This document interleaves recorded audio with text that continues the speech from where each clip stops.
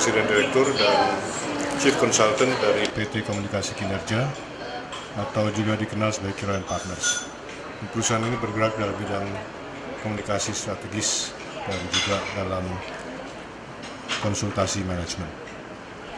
Saya adalah ketua dari Indonesia Business Links sejak berdirinya pada tahun 98 sampai sekarang. Indonesia Business Links adalah suatu lembaga atau suatu organisasi nirlaba yang didirikan pada 98 yang saya katakan tadi, tadinya sebagai suatu respon terhadap krisis ekonomi yang dihadapi Indonesia pada tahun 98 tersebut.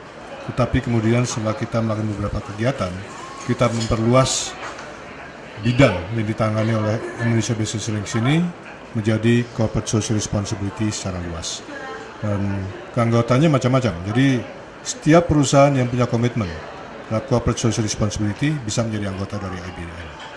Jadi keanggotaan sekarang saya kira angka tepatnya bisa ditanyakan pada sekretariat, tetapi saya kira ada mungkin sekitar 60-70 perusahaan gabungan antara perusahaan-perusahaan multinasional yang punya cabang di Indonesia maupun perusahaan-perusahaan Indonesia sendiri. Dan perusahaan itu bisa dari besar maupun kecil, yang penting semuanya punya komitmen terhadap pelaksanaan corporate social responsibility. CSR yang kita promosikan itu mengacu pada ISO 26000. ISO 26000 itu adalah standar dunia yang juga antara lain disepakati oleh Indonesia. Jadi pemerintah Indonesia melalui Badan Standarisasi Nasional itu pada tahun 2010 sudah menyetujui ISO 26000 sebagai standar untuk tanggung jawab sosial.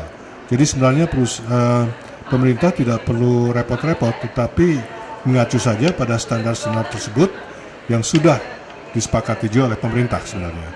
Jadi intinya adalah good governance, tata kelola yang baik, etika dalam melakukan kegiatan-kegiatan kita, dalam mengelola dampak yang ditimbulkan oleh organisasi kita masing-masing terhadap masyarakat maupun lingkungan. Jadi itulah inti dari CSR. Ya udah itu aja. Oke Pak, terima kasih banyak.